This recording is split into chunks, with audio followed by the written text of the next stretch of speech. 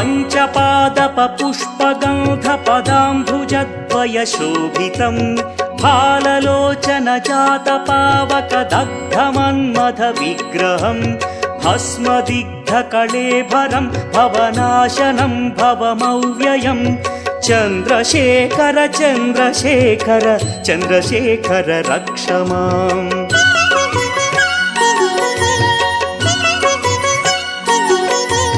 मत्तवारणमुख्यचर्मकृतोत्तरीय मनोहरं पङ्कजासन पद्मलोचन पूजिताङ्घ्रिसरोवरं देवसिन्धुतरङ्गसीकर सिक्तशुभ्रजटाधरं चन्द्रशेखर चन्द्रशेखर चन्द्रशेखर पाहि माम्।